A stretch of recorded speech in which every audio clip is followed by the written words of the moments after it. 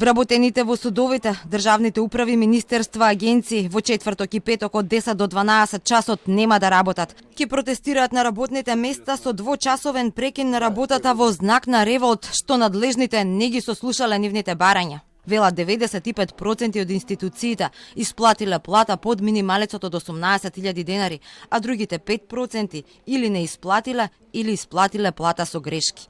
Бараат исплата на минимална плата за сите и усогласување со минималецот за останатите вработени, односно повисоки плати за 2806 денари. Она за што предупредував минатиот период се оствари и скоро во сите институции во правата и правосудството на вработените не им се исплаќа минималната плата.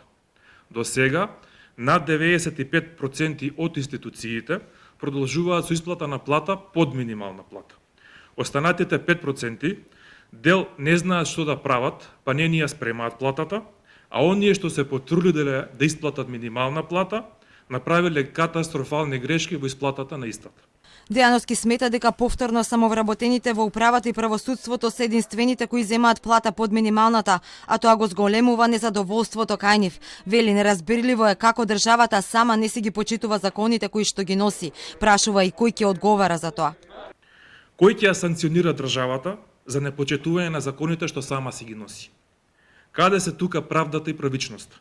И дали некој ќе превземе одговорност за оваа ситуација? Како пример, сакам да наведам, Министерството за финансии на 25.3 има распишано неколку огласи за вработување, меѓу кои оглас за вработување на референт писар. За ова работно место предвиден е паричен износ на плата од 14.909 денари. Ова значи дека Министерството за финансии свесно одлучува да го прекрши законот за минимална плата. Протестот ќе трае се додека надлежните не ги повикаат на преговори и не падне договор за исплата на минималецот и усогласување на останатите плати со него. Доколку барањата не се остварат, протестот ќе продолжи наредните денови. Не ја исклучуваат можности за генерален штрајк и протести на улица, доколку надлежните останат глуви на нивните барања.